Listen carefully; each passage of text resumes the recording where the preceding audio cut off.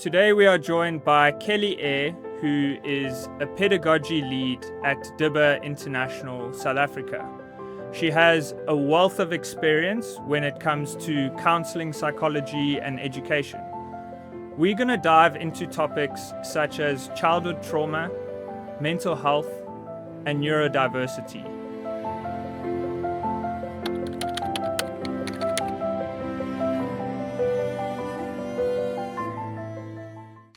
Kelly, I'm going to dive right into it today. Why is it important for us to understand our childhood trauma? I think childhood trauma explains many levels of what the rest of our adulthood is going to look like. I think if we understand it, we go into situations that are easier to handle on an internal level and not necessarily with everybody else that is technically controlling that situation. So if we understand what it means to us, and how we break that down in our own understanding or point of view, sort of in its essence, integrates what the rest of our life is going to look like. So how do we carry that childhood trauma into adulthood? Is it something that we almost do subconsciously? I think it's on two different levels. I think we kind of hold it and we kind of rationalize it, but remember, maturity and rationalization only happens later in life, probably after the age of 21. And it's in the little things we do and in the behaviors that we react to. So if you come from a family, for an example, that are severe alcoholics, and you've sort of in the back of your mind had certain triggers that have led to other instances, you will build a resiliency around alcohol, even in a positive capacity. So you'll tend to want to control the situation, or the safety level tends to differentiate, even with people that you're closest to trust to. So it comes out, it manifests in other capacities in other ways. So it happens daily without us even realizing. But when we break it apart and we actually have conversations about why it triggers us, that's when we see the fall through and the carry out. So what are some of the best ways then to heal from some of our childhood trauma? Because I feel like a lot of people, including myself, have trauma, but they either dismiss it or they don't really know that it's there. I think a big thing for me going through, especially with a lot of what I'd gone through in my teenage, more formative, and perhaps younger, was therapy. It was a big thing for me, and it was a difficult aspect to talk about because I have a psychology degree and we saw patients through our honors year and clients and so forth.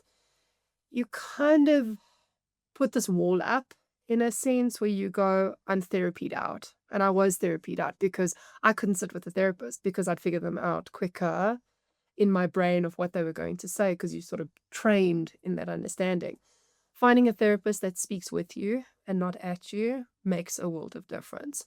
But I think not just therapy is the answer. Therapy was explained to me once as you bring your external world inside, you deal with the external world, and you take it back outside.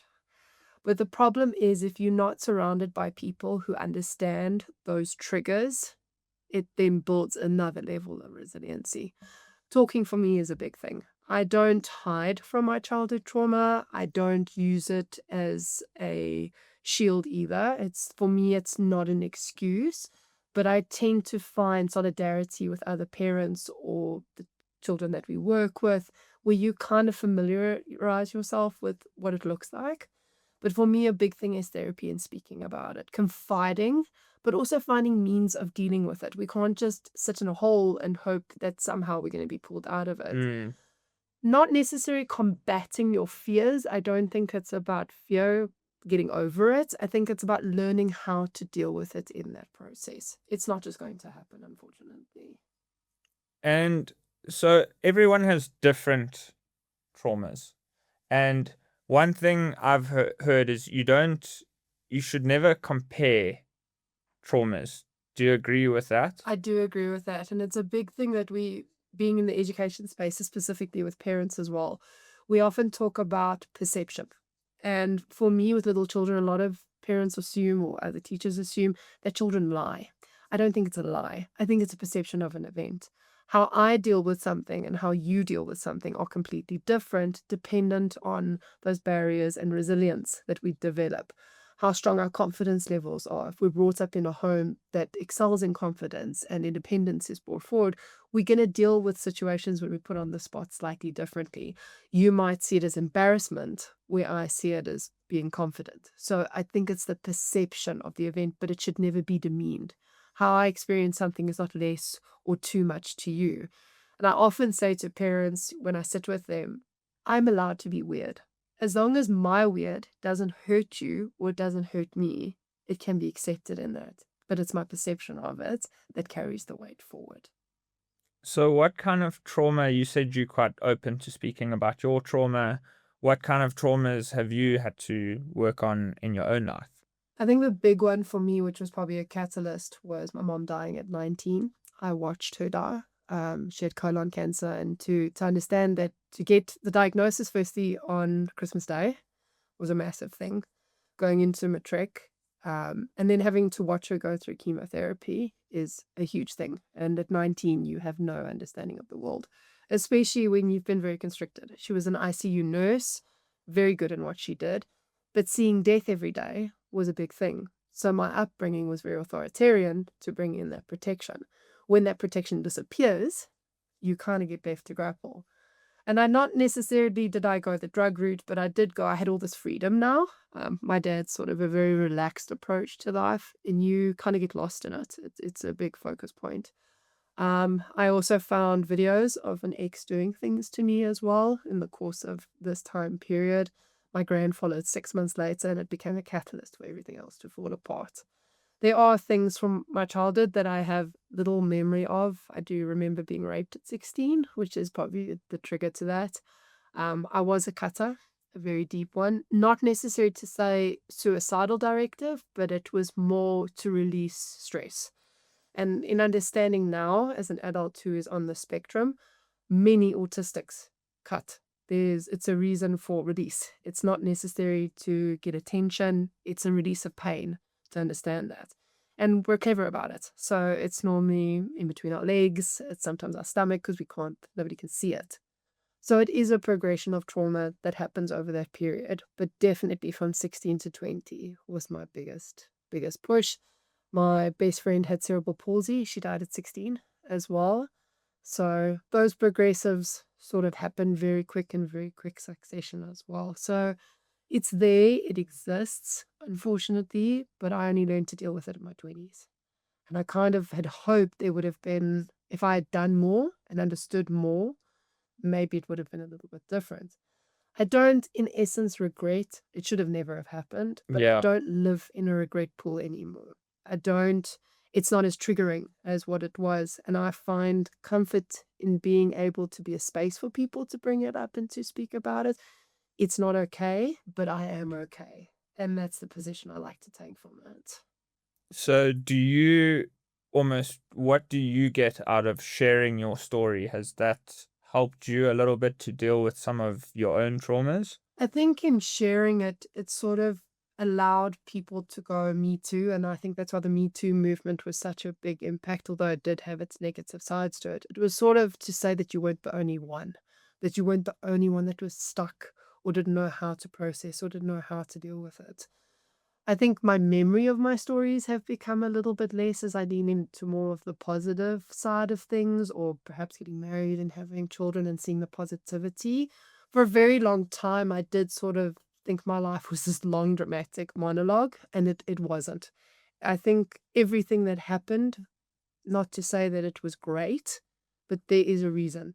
And by telling the stories and by understanding them, it gives the person who couldn't say something at the time the space to say something, where it doesn't have to be to the world, but it can be something that I can acknowledge and that I can grow from it. And then if I've told one woman to go forward, which I didn't do in both my cases, it's a stronger step forward in that regard. That at least it's inspiring just one person to say something and not be left in the dark.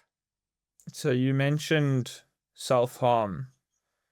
What advice would you give to someone who has experimented with self-harm? Perhaps people know about it, perhaps family and friends don't know about it, what advice would you have for someone going through self-harm? I think it's a very sensitive topic, and I think you need to have somebody you can confide in where it doesn't become a punishment. I think a lot of parents panic when it happens, rightly so.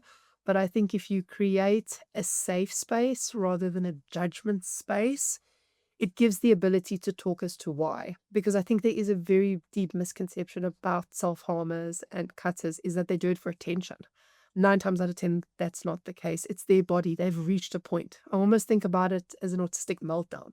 Your body has reached the point where there's no rationalization. There's nothing more it can do. And for those 30 seconds, that release is our release. But I think having conversations, confiding into people that you find are safe, that are not going to judge, because I think a lot of people get scared of their own thoughts in that. And I think it's not necessarily about hurting people or hurting others. It's a cry for help. To say, this is my only coping mechanism. This is all that I had. So for me, finding people you trust to speak to, somebody you know that won't judge, somebody that if you say to them, I'm speaking to you about this because I trust you, but also they're not pushing the boundary of you can't tell somebody else. Because I think you feel helpless when you think that somebody's going to hurt themselves and take their own life and you would have known. I think it's going to the person that has the right judgment to make that call as well. Often, I think why self-harmers are scared to come forward is often the insinuation is we'll be committed. Not necessarily the case. If we're given the proper tools to communicate and process that feeling arises again, we then have the coping skills to step forward and sort it out in our own right and not in somebody else's view. Do you think shame has something to do with it as well? Big time. I mean, if I look at it as an adult, I've tattooed my arms to hide it because I got tired of the questions. Because people also then assume that you've done something where it's not necessarily the case. Shame is hard. It is. You are ashamed of what you've done because your body has reached this point, but I think it's the stigma that comes after it. And again, with now knowing I'm autistic and knowing that self-harm plays a huge role in an autistic's life, it made more sense as to why I gravitated towards it and not necessarily speaking out about it. Why do you think autistic people in particular are more prone to self-harm? We try to figure out our brains. I can speak on my autism. I can't speak on everybody else because the truth of the matter is if you've met one autistic person, it means just that you have met one. I think for us, it's about a body release. We get a lot of dysmorphia where we don't feel like we are in our bodies sometimes. And I think we get very frustrated how our brain makes us feel. And we mask a lot. In the autistic community, it's called masking. And we hide a lot. And we reach a point where that mask cannot hold anymore. And we don't want people to see us as different. And we're trying to cope in a very organized system that is not built for us. I'm not saying we're the only ones that are prone to it, but I think it becomes the only option. A lot of autistic, especially, it goes back to me thinking about nonverbalism. Many autistics are nonverbal. We start out as nonverbal, where the language then has to and needs to develop. My son is in that process as well. And speaking to autistic adults that didn't speak as young children, their answer was, I thought people could hear my words in my head. I thought they could hear the voices that I was speaking of. And when that then doesn't become the norm, who else are we left to speak to? Because we're so focused on fitting into this narrative that our narrative doesn't exist. I'm having 5 conversations in my head at the moment. Only one of this is this podcast. The Sure. conversations are there all the time. How am I sitting? How am I reading? What are my hands saying? Because I have to fit a norm. So when the world doesn't fit us, we have to find it out. For me, it was self-harm. For me, it was trying to gravitate out of it. And I did it in very non-influential spaces. We wore long sleeves at school. Nobody would pick it up. Nobody would know. It wasn't in your face either. And the problem is there's also this idea that if you cut a certain way, one is attention and one is you're taking your life. Necessarily, that's not the case in autistics. It's a release. It's a form of release. Some kids will run into walls to get the release. Some kids will hit their head against a wall. It's exactly the same thing. It's a form of release that we learn because the words are not there to express how we're feeling. Our brains are not wired like that. And then does that almost isolate you more because you're wanting to fit in, you're not fitting in, and then you need that release, and then you almost isolate and exclude yourself even more. And we do, and it's hard because we need to prep conversations. So I laugh about it myself in my head. I will rehearse conversations in my head to make sure that it's normal. And we struggle to keep friendships. We really, really do. I mean, I think it's taken me, I'm 35 this year, so I think it's taken me a good 30 years to actually have a concrete, solid base of 2 friends that I know that I can go to and I know that I can speak to, because relationships become difficult. They don't speak your language. They're not as fast to the mark in some cases, or you're slower to the mark in some conversations. We don't enjoy loud spaces. I did to a point to fit in. But now as an adult, I struggle walking through shopping centers. It's how my brain filters it. I'm not always on the go. I don't have the energy bunny levels, but I do with special interests. And that's where the conflict comes in. So when my body wants it and needs it or obsesses over it or fixates over it, it's a different level. But then the downtime comes, and that's where the negative is. I came off radio last year and I stimmed for an hour. I was walking around the house flapping hands and trying to stim myself down, and then reanalyzing what I had said on air to be like, did I say the right thing? How did that conversation go? I do it all the time. It never stops. And if my brain is constantly trying to do that all the time, how am I meant to focus or concentrate in a normal world without being judged? I think a lot of people, even without autism or any sense of neurodiversity, seem to people please as well. That's something that I struggle with sometimes. And you're trying to make, or in my case at least, trying to make everyone happy. But in the process, I'm quite unhappy.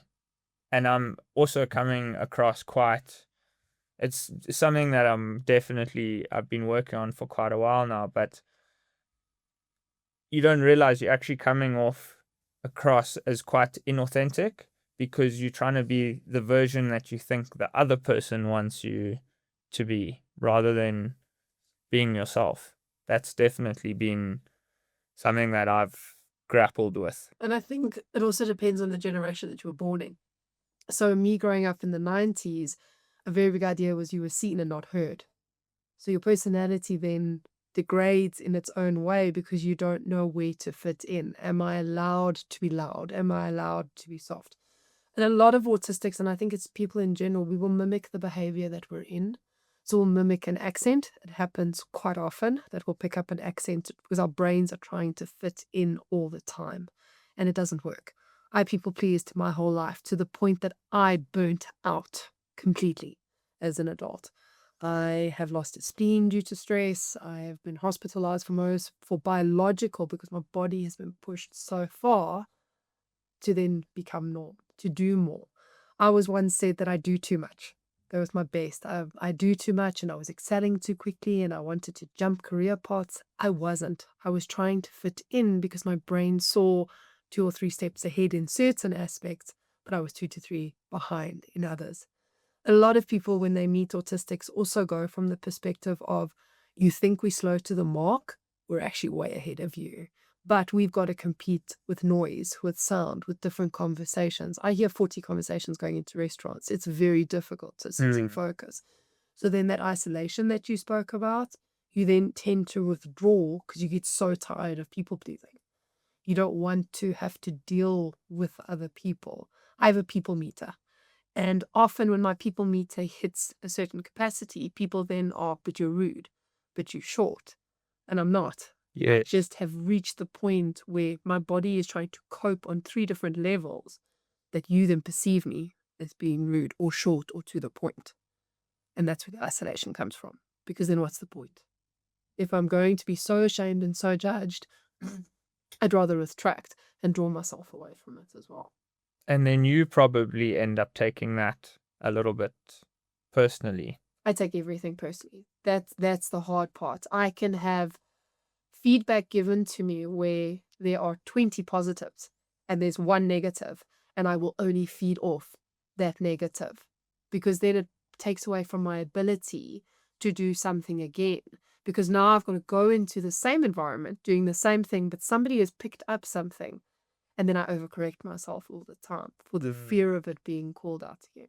Criticism is very hard for me. I really battle with it day to day, career wise. Being with Dibber, it's been different because they don't view it as criticism. They view it as collaboration, which is a mindset change completely. If you're someone like me who cares about personal development, purpose, and positivity, then Coffee Charge Conversations is the podcast for you. If you haven't already, please hit the subscribe button. And let's make the world a better place, one conversation at a time.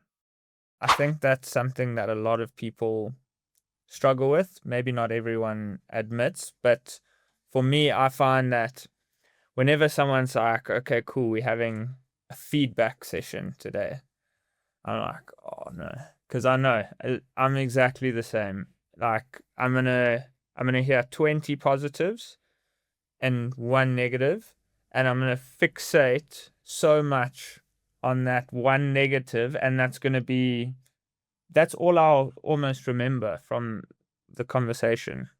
And it's hard because I think a lot of I've had to learn that people's opinion of me is none of my business. How a person feels about me is okay. I say to my teachers that I train often, you are not a lollipop. You are not everybody's favorite flavor. But that's taken years to understand. It's taken decades to be able to express who I am and be okay with who I am. For a long time, my mom-in-law asked me last night, why didn't you come to us when you got your autistic diagnosis? You know, we knew about my son, we embraced you. And I said, because I had to process it first. I had to take all the little explanations through my life to make sense before I could stand up and be proud of it. And there is a big fight in the autistic community because often we refer to autism as a superpower. I do. I don't view it, I don't want to see it as something negative. Yes, there is lots that I can and cannot do for that matter, but I am gifted in other areas. I have a very high rate for empathy, but I do put it at the risk of myself because I take on everybody else's problems because I want to fix them. So that's where the negative comes from. But I'm very perceptive and I enjoy that and I can admit that now. I might not be strong in certain areas, but I am going to be strong in others. And I think that's what's come from the years of working with teachers as well, is often teachers will go, but I'm not a good teacher, I can't do this. And I reframe it and I go, what can you do? I don't like role play as a teacher, which a lot of people struggle to believe, but I love math and I love science and I love language and the use of books and reading and learning about new art. Doesn't mean I'm a bad teacher because I can't do role play. My cousin is actually Martin Pistorius. He wrote a book called Ghost Boy a couple of years ago. And before he wrote his book and before he is where he is today, I remember him saying to me something along the lines of, I am disabled. And I went, okay, but you can do this, you can do that, you can do this. I can't do any of those things. Does that make me disabled? No, it doesn't. It's a certain ability. We are not good at everything. And that's okay. But criticism is still a hard part. But I think with criticism, you have to learn how to process it in yourself and you have to take what is valuable and what is not valuable. If the criticism is there to grow you, see it as growth. If it's there to destroy you, you need to have the conversation of, why is this destroying me? Why is it pulling me apart so badly that I can't see anything else as well? Same thing when you become a parent. Everybody has advice. And I think that's why moms struggle a lot, because we have to live up to their viewpoint of it, where it's, take what you need. I know my child. I will be okay. Take what you have, throw the rest away. But that's the difficulty that comes in when you add then childhood trauma. Let's add a little bit of what I'm not good at. And I think teachers make that impact. I was told by a grade 9 teacher, and I wish I could find her, that I would never amount to anything. And that's hard to tell her, what would I have been, 16? That's very difficult to tell a 16-year-old that you're going to be nothing. So when all the childhood trauma catches up and when all these issues start happening, but I'm nothing. And that's the hard part of dealing and sitting in childhood trauma, is because it just eats at everything else. And if you then can't take one criticism that is meant to grow you, you've shattered an entire dream. I was always told by a really good, he was a ops manager that I worked with. He was phenomenal. And he used to say to me, when you give criticism, you give it in a pretty present. You pack it beautifully, that when you open it, it's about growth and excitement. It's not about the negative black bag that is going somewhere. So often when I speak to people as well, I'm very cautious of how I pick out things because I don't have a filter. I have to deliver it in a sandwich. I have to deliver it in a gift that helps someone and doesn't grow them. Because I think people see criticism as a way to bring you down. It shouldn't be. It should build you up with the negative and the positive. I think it, like you say, it's almost the perspective that you have on the feedback that you receive or the way that you view things. I think, for example, I often see things and I go, okay, so I've got to work on this, I've got to work on this, I've got to work on this. And it starts piling up. And then I get overwhelmed and I almost get into quite a negative state. But it's because all my brain is focusing on is the lack, all the things that are going wrong in my life. And as soon as I change that narrative to doubling down on my strengths or focusing on what's actually going well, I find things in my life are very, very different. And the way that I see things are very different. It's a knock-on effect. And I think it comes, if you are saying no all the time, and we've had a couple of teachers from overseas in our other groups who have said they became so negative because everything was no, don't do this, especially when you're taking care of very small children as well. You want to protect them, you want to put the boundary on. And this manager of ours was sitting with a group of her colleagues, and they were like, what if we said yes? What if we rephrased it? And their life changed for that entire week. And I think you drag people down with you. Where everyone jokes that happens in threes, I think we attract the negativity to happen. I think we go, oh, well, this is falling apart, therefore the next thing's going to fall apart. But we don't have a growth mindset to say, what can I do to make it better? Or acknowledge, I've hit a pothole. How do I now grow out of it and get out of it and move forward? But we're so absorbed in the negative. And I think it has a lot to do with our upbringing as well. How we are met when difficulty happens. Are we built up? Are we shamed for it? Because a lot of that happens. Instead of building and moving on, that's what we should be doing. My mom was very much of the type of person that she held stuff. So she would bring it up when it was relevant and needing to sort of be that extra tug. Where with my children, I'm a bit different. It's happened. We'll deal with it today. I'm not going to bring it up again. Because at the end of the day, children are children and we should be built up, not broken down. It's a funny way to look at it, but it's like potty training. We shame children for accidents and we shame them to make sure that it doesn't happen again. But have we built their self-esteem in a positive way instead of shaming them? So as an adult, when you get sick and something happens, I must be shamed and not, hey, is there something wrong? And I think that's the thing. I think parents are so scared that there's something wrong with their child that they've actually missed out on the things that they needed support on. And that's also difficult. And I say it in a very positive way. I think when it comes to our children and ourselves, our ego has to go out the door. We have to build ego. And I love, there was an Australian doctor that was interviewed about independence. And he was saying how when we take independence away from children, we take a part of their self-esteem to build ours and we shatter theirs. And I think it's a gorgeous way to think about it. And it's the same with an individual. If you criticize someone so far to the point that there's nothing good about them, what ego have you built? That you were a good manager, that you destroyed a person? Did you hold them in the moment with it? Because unfortunately, that's why suicide rates are so high. Because we get left with nothing to cope and there's no good. And like you say, all the bad will filter any good that was there. And I'm still learning how to do it. There's no perfect calculation, but criticism comes slowly. But being in the right working environment can change it. How I received criticism from a previous space that I worked is not how I receive it with Dibber. And I'm very mindful of how I speak to others with that, even with the autism. I've got to make sure that it's worthwhile, that I'm not destroying them. But remember, like I said about the weird, I can't let it affect it negatively. And that's fine in essence as well.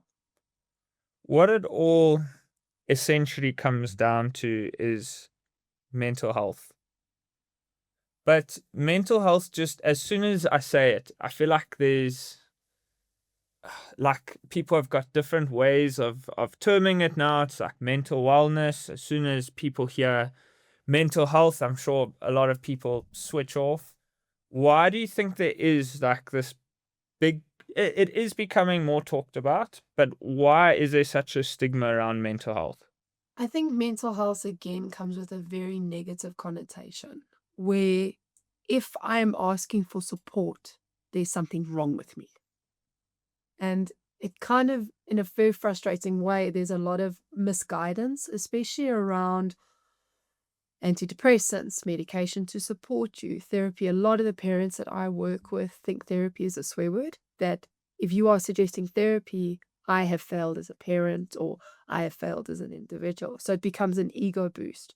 Where I'm of the opinion, being an educator, that if every child could go through a little bit of therapy at some point, whether that be play therapy, OT, speech therapy, we are strengthening skills. We're not necessarily saying there's something wrong, but we're providing the gap. Therapy, I think, has been very misunderstood in its intention that if you go to a therapist, there's something, again, wrong with you. I think the people who don't go to therapy, there's something wrong with them because you can't take on the world in its entirety and think you're going to come out okay on at the end. Well, it's like in business. Most people don't get there by themselves. They build a business because they hire the right people, they have the right mentors. But then when it comes to mental health and our minds, for some reason, we think that we can do it all on our own. And we can't. People need people. That's something that I've learned over the last couple of years. And unfortunately, we only ever hear as a negative. So we only ever hear of a high suicide rate. We don't hear about the proactiveness that is happening, and it does exist. But I also think what then comes with mental health is there's also a very big misconception around bullying. I did my dissertation in bullying when I did my honors degree. And the problem is it's very misunderstood. Bullying is about leveling. It is about taking what you have so that my bad sides are not seen.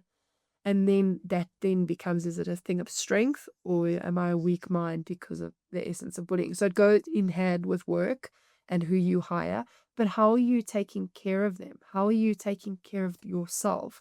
Yes, there are different ways to do it. But where I'm going to, especially with antidepressants, and I struggled with this as well, even with the degree, was when I got told there was a possibility that I needed to go on antidepressants. I was like, no, we're not doing this. And my sister had a very clever way of looking at it. And she said to me, Kelly, if you were a diabetic and you had to take insulin, would you have to take the insulin? And I was like, of course, I have, my body needs to function. And she was like, that's why you need to take an antidepressant at that stage. This is way before the autism diagnosis. And I think people don't see it as that. I think there's a big misconception about drugs that are there to help and support, and then when it becomes misused. But everything becomes misused in its essence. But to go back to a question about why I think mental health is not spoken about, I think it's the way that people speak about it. I think it's the way that cultural elements view it, especially in the autistic community, and many cultures view it as punishment. They view it as ancestral issues. It's their respect right to view it, but it's not. It's a bigger picture than that. So I think it's how you are brought up in mental health. I think it's how it's spoken about in other essence. I think generations have changed the way that they view mental health as well. Yes, it's mental wellness, but what mental wellness means to me is not what it means to you. As an autistic, mental wellness is me shutting off. It's me being at home and zoning out. That is how it works. Something mindless in the background is actually helping my brain surface. But a lot of psychologists will not say that. Well, they'll be like, zoning out is not part of mental wellness. You need to be proactive. But what if my brain doesn't need that? What if I know my limits? What if I know that I can't vegetate and that's about giving yourself space. So when things go wrong for me, I give myself a limit. I am giving myself till 12 o'clock in the day to feel this type of way. After 12 o'clock, I need to move on. But that comes from me. That's not somebody else telling me how to do it. Therapy is about giving tools. But how you use those tools is your choice. But Mm. you have to agree with it to a point of comfortability. Yes, I was on antidepressants for many, many years. I chose to go off because I didn't feel like they were doing anything right for me. Even with my autism now, I'm not on anything, and that's okay. But if there is an autistic that needs something to feel better, I'm not going to judge them because that's their coping method as well. Again, as long as it is not hurting me and it is not hurting you, I'm not going to judge you in that space. But mental health is a stigma, and it's going to take many years before it's proactively spoken about. And we're seeing it in the young education with new parents coming through. They're judged. So I won't admit that my child is struggling. Why not? My son is a repeater. He's a grade R repeater this year. And I remember phoning our country lead and I was in tears. And I remember saying to her, I'm the head of curriculum and I have a child that's repeating. What did I do wrong? What didn't I work on? And she went, Kelly, where's your ego? Is it about you or is it about him? Does he need to get through school or do you as a good parent need to get through school? And I went, wait, how do I flip this? And she was like, create it into a positive. Be an advocate for children who need to repeat. And I think it's about finding the positive in the negative. As hard as it is, you can be a cornerstone of growth. But I have to deal with my issues first before I can go to a parent and be like, it's okay to repeat. Because they're going to ask me, how did you cope with it? I sat through a lot of parent talks. I spoke to people. I asked for help. Asking for help is the big step. And that's why mental wellness or illness or whatever we're going to categorize it, until people start to help and we start to normalize that it exists, it's going to be the same throughout. So you specialize in neurodiversity, and there's autism. This is just from my limited experience. Autism, Asperger's, ADHD. What else kind of falls into that category? Neurodivergency is, firstly, a spectrum is round, it is not flat. Okay. So any form of neurodiversity can be dyslexia, it can be apraxia, it can be learning difficulties, speech difficulties, hearing difficulties. It's all part of that neurodiversity framework. The big ones that are taking the lead, obviously, in the last couple of years is ADHD and autism, because it's most spoken about. So often when we talk about neurodiversity, a lot of people go autism, but it's more. It's in essence every other aspect that you can think of. You can be autistic and have ADHD, and you can have dyslexia as well. It just forms part of that bubble. I'm not mind I am ADHD. I know it for a fact. I don't need to be tested to know that I am, because they all sit within one another as well. So I feel the same. I feel like there's no point in me actually being tested for ADHD, but I'm 100% certain that I do have some level of ADHD. What are some of the symptoms? So symptoms are very, very different. And I say this with a precursor based on my experience. My son never lined things up. Often autistics will line things up. He never hummed. He never ground his teeth, which are very big indicators of autism. Everybody's autistic or ADHD symptoms are different. Because remember, you get ADHD and you get ADD.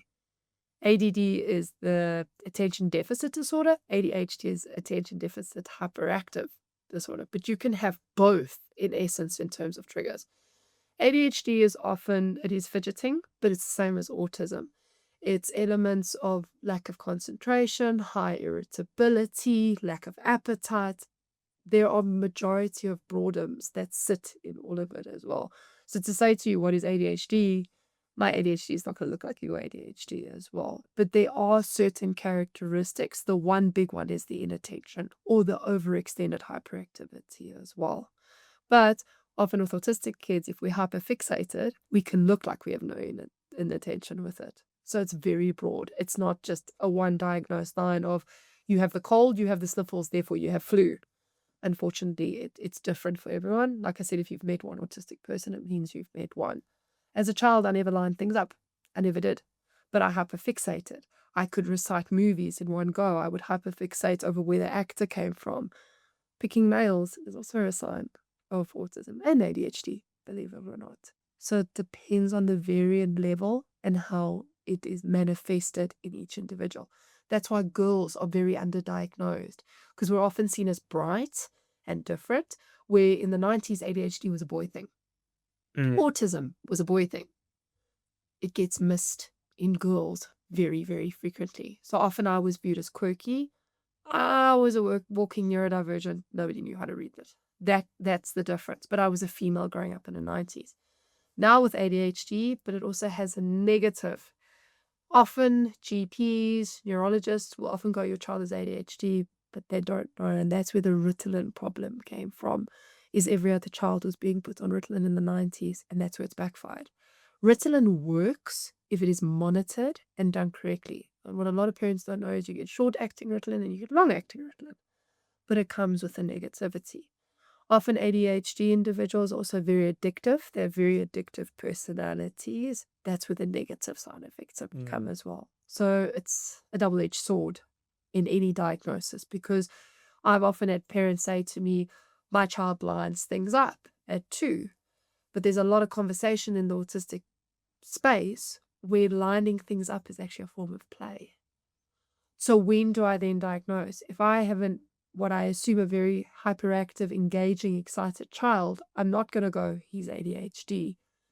Things have to form in that regard. I can't just look at a child and go, ADHD.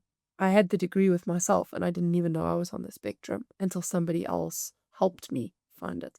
So to answer your question, there's no definitive answer, but there are characteristics that you pick up as well. But it also could be bad habits. We have what we call a global delay. It was very brought about during COVID, where children, because they were at home, are globally delayed. So if I have a speech delay, it doesn't necessarily mean that I'm autistic. I was fully verbal at 9 months old. I was reciting sentences at 9 months old. Do you understand now where the difference is? But I only walked at 18 months, but the assumption was because I have an older brother and an older sister, I would lift up my hands and everybody would pick me up, hence I didn't walk. There was other stuff going on there. Every child is different. And we do have forms. I think, and I know I'm going to be hated for saying this, I think everyone is on the spectrum in certain aspects. I just think depending on how and why and what has happened in your brain or at the time of development will then perhaps determine what that will look like long term. Do you think it helps knowing, or do you think certain people might use that as an excuse once they get the diagnosis? I think for me, a big thing that I've come to term is my autism is not my excuse. My autism is for me an understanding of why certain things happen. I don't want to use it as an excuse. A lot of parents have asked me in the past, why are you so open? Because I do. When I introduce myself to parents at conferences, I say to people I'm autistic. And they go, but why are you telling us? And for me, it's about myself. And I go, because I'd rather you know than judge something about me. Again, with the shame, I'm not ashamed of being autistic, but I want you to see as the adult that I am, I can be and I will be. Some people do use it as an excuse, but I think there's reasons to that. If we have felt a certain way for a very long time about ourselves and we get an answer, oh, but that's why, but we haven't done the underground work. We haven't done the therapy or the conversations. I do what I need to do. I wear headphones in loud spaces. I don't care if people judge me because I need to cope in that world. If somebody stops me and goes, why do you have it on? I'll be happy to share with you. But I need to cope in this world. This is how I will cope in order to make it work. But yes, it is sad that people do use it as an excuse, but I think it then comes from your self-worth and your self-reflection and how you deal with that. I didn't admit it for the first year. I was very quiet about it until I got to the point that I understood myself. And I get on with a lot of autistic people as well. My closest friend is on the spectrum as well. She's ADHD. So we kind of understand people's behaviors because it's safe. But yes, they do use it as an excuse. But that's part of dealing with how you deal with it. It's your perception of how you deem the world to be. What's one final message that you'd like to leave our listeners and viewers with today? I think for me, neurodivergency needs to be seen as something that is the norm. I think for me that the world needs to stop judging and maybe start understanding. My final main thought is autism doesn't scare me. People who don't understand autism scare me. The world is changing, and yes, in some instances we are using it as an excuse, but for those that need the help, understand it before you judge it. Learn to get to know someone who's on the spectrum, because they might give you insight. A lot of phenomenal doctors that I've worked with are on the spectrum, and they see the world very differently, which makes me excited. That's why I enjoy autistic children so much, because they have that fantasy world, and they have the way that they view the world is actually quite creative. So I think understanding is a big lead off for me. Understand, speak to people, and normalize it. Don't be afraid of being different. It's okay to be different as long as it doesn't hurt the world and it doesn't hurt you negatively. I think we need more weird people. I think we need the out of the box. Corporate closed, it does. I get very stuck and I get very frustrated. And when we come to learning environments, we all learn differently. We all get there eventually, but we need to kind of understand that space and accept it, because there's growth in it as well. So for me, that's the big thing in its essence. Thank you, Kelly. Thanks for today, Thank and you so much. yeah, thanks for sharing your story, being so open and vulnerable. I feel like you've inspired me as well, just to be a little bit more open, more honest, and try to be more authentic. Not try to be authentic, but just be more authentic. Stop trying to people please. And I think you're going to inspire a lot of people who maybe feel alone in their heads and are struggling with something that maybe even the people closest to them don't quite know about.